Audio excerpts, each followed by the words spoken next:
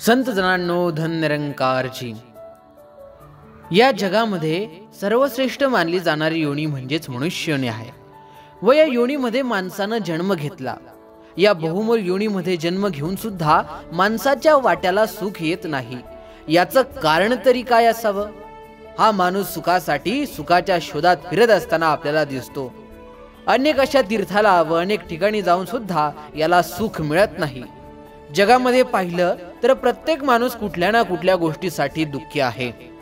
कोई तन दुखी, कोई मन दुखी, कोई धन बिना रहे उदास, थोडे थोडे सब दुखी, सुखी हरी का दास।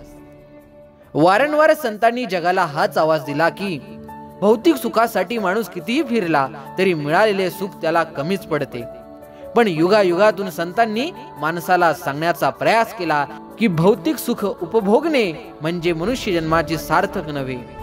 माणसाला जर का खऱ्या सुखाची म्हणजे आत्मिक सुखाची प्राप्ती करायची असेल तर एकमेव उपाय म्हणजे ज्या कारणे आम्हाला हा मनुष्य जन्म मिळाला आहे तो केवळ पूर्ण सद्गुरूला शरण जाऊन खऱ्या परमेश्वराची प्राप्ती केल्यानेच माणसाला खरे सुख प्राप्त होणार आहे। आज माणसाला वाटतं की मला भरपूर असं भौतिक सुख मिळावं। उदाहरणार्थ माझ्याकडे भरपूर पैसा असावा, भरपूर जमीन, बंगला, गाडी या सर्व गोष्टी माझ्याकडे असाव्यात व याच सर्व गोष्टी जमा करण्यामध्येच माणसाचा शेवट होतो व मानव जीवनाचा महत्त्वाचा उद्देश राहूनच जातो व पुन्हा याच माणसाला लक्ष 84चा फेरा फिरावा लागतो। मग माणसाने आज आपल्या जीवनाचा आपल्या मनुष्य जन्माचा विचार करून समर्थ सद्गुरूला शरण जाऊन खऱ्या परमेश्वराचे दर्शन करून घेणे गरजेचे आहे। ज्याप्रमाणे संत कबीर महाराज सांगतात, कबीरा सब जग निर्धना, धनवंता नहीं कोय, धनवंता जो जानिये, जाको राम नाम धन होय। जगातील भौतिक सुख नसून सुद्धा याच्याकडे नामधन आहे। त्याच्यासारखा धनवान या जगामध्ये कोणीच नाही।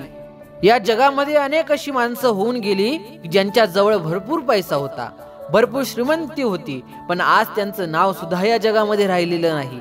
पण जर का संत तुकाराम महाराज, ज्ञानेश्वर माऊली यांचा इतिहास पाहिला तर त्यांच्याकडे जरी श्रीमंती नसली तरी या सर्व संतांनी या खऱ्या देवाची ओळख करून या देवाची भक्ती केली आणि म्हणूनच आज सुद्धा या जगामध्ये त्यांचं नाव सुवर्णाक्षरांमध्ये अजरामर राहिलं।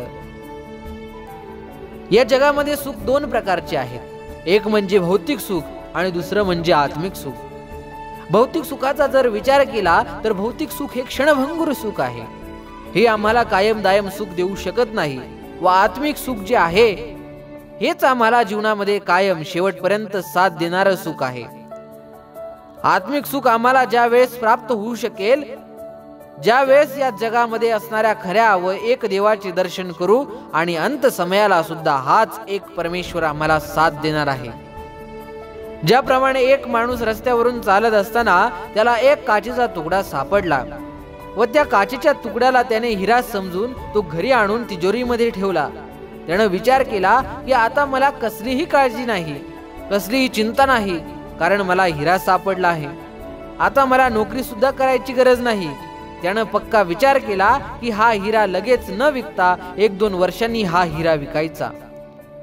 तो आपल्या एका मित्राकडे गेला व तो आपल्या मित्राला म्हणाला की मला आता 20,000 रुपये दे व हे पैसे मी तुला 1 वर्षांनी देईन। असं सांगून त्याच्याकडून पैसे घेतले व आपल्या जीवनाचा उदरनिर्वाह करू लागला। 1 वर्षानंतर मित्र पैसे मागण्यासाठी आला। त्यावेळेस वर्षापूर्वी तिजोरीमध्ये ठेवलेला हिरा त्याने बाहेर काढला व विचार केला की हा हिरा विकून मित्राचे पैसे देऊन टाकावेत।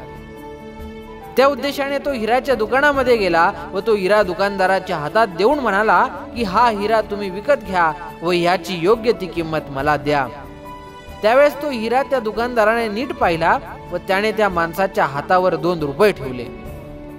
तेव्हा तो माणूस त्याला म्हणाला, अहो या हिऱ्याची किंमत फक्त 2 रुपये। त्यावेळेस त्या दुकानदाराने त्याला सांगितले, हा हिरा नसून काचेचा तुकडा आहे। त्यावेळेस त्याला कळून चुकले की ज्याच्या जीवावर मी माझं जीवन सुखात व आनंदात घालवले तोच माझ्या अंत समयाला कामी आला नाही। सांगण्याचा भावार्थ एवढाच, ज्या नाशवंत सुखाच्या मागे लागून हे सुख मिळवून आम्ही आमचं पूर्ण जीवन सुखात व आनंदात घालवतो तेच आमच्या अंत समयाला काहीच कामाला येत नाही।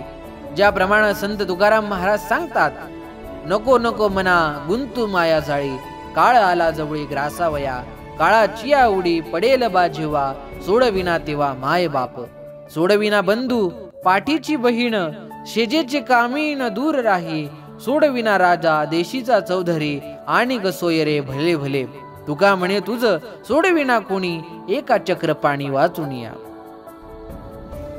म्हणून आज घोर कलियुगामध्ये खऱ्या व एका देवाचे दर्शन करून देण्याचं काम सद्गुरू बाबा हरदेव सिंहजी महाराज करत आहेत. ज्यावेळेस आम्ही या सद्गुरूला शरण येऊन खऱ्या देवाची ओळख करू, त्याच वेळेस आम्हाला खऱ्या सुखाची प्राप्ती होणार आहे. एके ठिकाणी संत तुकाराम महाराज म्हणतात की आपला तो एक देव करून घ्यावा, तेने विना जीवा सुख नोहे, तेने विना जीवा सुख नोहे.